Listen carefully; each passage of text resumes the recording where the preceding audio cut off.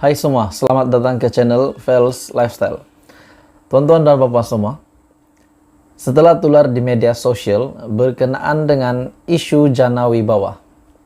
Saudara-saudara, tuan-tuan dan puan-puan, hari ini terdapat satu laporan yang mengejutkan dari seorang menteri di Jabatan Perdana Menteri.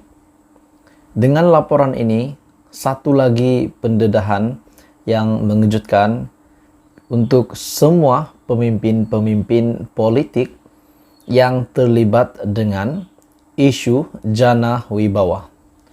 Ini pasti mengejutkan beberapa nama, yaitu terutamanya Muhyiddin Yassin yang sudah disahkan oleh SPRM sebagai suspek, bekas Menteri Keuangan Tengku Zafrul, Wan Saiful Wanjan juga terlibat. Jadi saudara-saudara, bersama dengan pemimpin-pemimpin politik yang lain juga pun terlibat. Ini satu kejutan besar dengan pendedahan daripada seorang menteri di Jabatan Perdana Menteri, Undang-Undang dan Reformasi Institusi.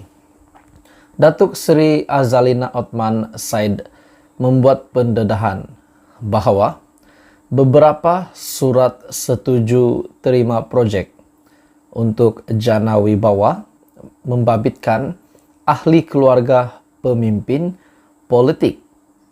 Persoalannya, siapakah ahli keluarga pemimpin politik yang dimaksudkan oleh menteri di Jabatan Perdana Menteri, Datuk Seri Azalina Othman? Adakah ahli keluarga Tengku Zafrul, ahli keluarga Muhyiddin Yassin, ahli keluarga Wan Saiful, ataupun siapa?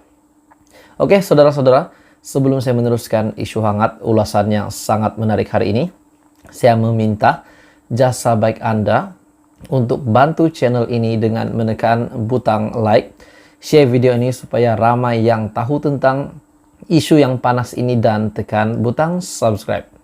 Oke, saudara-saudara, menurut kenyataan dari menteri di pejabat Perdana Menteri, di Jabatan Perdana Menteri, maafkan saya, beberapa senarai surat setuju terima ataupun SST, surat setuju terima yang telah dikeluarkan menerusi proyek di bawah program Jana Ekonomi Pemerkasaan Kontraktor Bumi Putra Berwibawa ataupun Jana Wibawa membabitkan ahli keluarga pemimpin utama parti politik tertentu. Walaupun tidak disebutkan nama, namun apa yang didedahkan di sini adalah membabitkan ahli keluarga pemimpin utama parti politik tertentu. Datuk Seri Azalina Othman berkata, setakat ini Suruhanjaya Pencegahan Rasuah Malaysia SPRM belum dapat mengenal pasti nilai sebenar proyek itu. Walaupun Datuk Seri Azalina berkata sebanyak 56 proyek mendapat surat setuju terima dan keseluruhan proyek itu bernilai RM6.3 bilion. Jadi persoalannya, adakah RM6.3 bilion ini dapat dikaitkan dengan isu penyelewengan dana oleh kerajaan PN sebanyak RM600 bilion ataupun RM92.5 bilion. Jadi ini menjadi tanda tanya lagi. Namun pendedahan terbaru ini daripada Datuk Seri Azalina Othman, memang ada surat setuju terima ataupun SST yang membabitkan ahli keluarga pemimpin politik. Hai semua, salam sejahtera Malaysia. Saudara-saudara, tuan-tuan dan puan-puan, ada satu isu menarik yang saya nak sampaikan berkaitan dengan SPRM dan Wan Saiful Wanjan dan juga seorang pemerhati politik.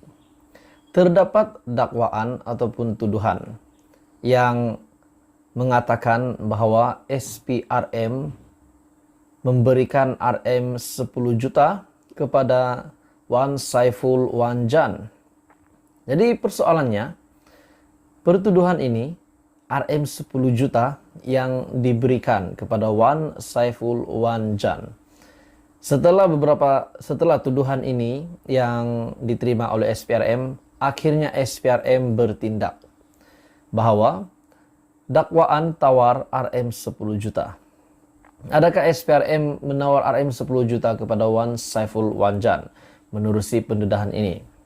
Dakwaan tawar RM 10 juta Muhammad Syafiq, yaitu pemerhati politik, akhirnya membuat pendedahan yang paling mengejutkan.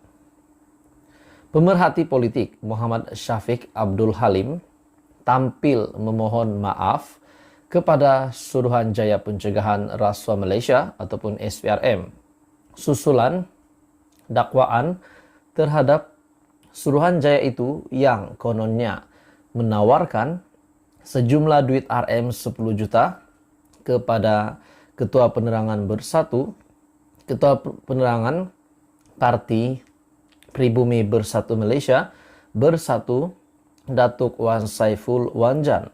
Persoalannya, saudara-saudara, melalui apa yang berlaku di dalam situasi ini, kenapa SPRM nak tawar RM 10 juta kepada Wan Saiful. Namun, pendedahan ini akhirnya semua ini didedahkan bahwa ini tidak benar. Muhammad Syafiq akhirnya menjelaskan, meminta maaf kepada SPRM. Beliau tidak berniat menuduh mana-mana pihak dan menyifatkannya sebagai terlepas cakap berhubung kabar angin di mahkamah. Menurut Muhammad Syafiq, saya memohon maaf kepada SPRM kerana provokasi politik yang mencetuskan perbalahan dan saya terlepas cakap berkaitan rumus di mahkamah yang kononnya pihak SPRM menawarkan sejumlah wang RM 10 juta untuk Datuk Wan Saiful Wanjan mengubah kenyataannya. Jadi maksud mengubah kenyataannya adalah SPRM dalam situasi yang dibangkitkan ini, SPRM menawarkan RM 10 juta kepada Ketua Penerangan PPBM Datuk Wan Saiful Wanjan, menawarkan RM 10 juta kepadanya untuk menganiayai Presiden Bersatu, presidennya sendiri dalam kenyataan ini. Selepas diprovokasi, di mana Muhammad Syafiq berkata, siaran langsung di TikTok pada petang Selasa adalah reaksi kepada fitnah jahat yang dibuat oleh Cyber Troopers Pakatan Harapan. Selepas diprovokasi dalam video itu, pada ruangan komen, beliau mengatakan ada rumus di mahkamah yang mengatakan pihak SPRM menawarkan RM 10 juta untuk Wan Saiful menukarkan kenyataan untuk menganiayai Tan Sri Muhyiddin Yassin. Jadi saudara-saudara, ini satu pendedahan yang sangat mengejutkan. Kalau benar ini berlaku, kalau benar ini satu kejutan lagi kepada Muhyiddin Yassin. Sebabkan Wan Saiful menerima tawaran RM 10 juta dan menganiayai Presiden Bersatu sendiri. Namun itu hanyalah rumus di mahkamah. Dan akhirnya Muhammad Syafiq sebagai pemerhati politik juga yang membuat live TikTok pada petang Selasa tampil meminta maaf kepada SPRM. Beliau berkata dakwaan tawar RM 10 juta kepada SPRM kepada Wan Saiful Wanjan untuk menganiayai Muhyiddin Yassin adalah tidak benar dan Muhammad Syafiq mohon maaf kepada SPRM.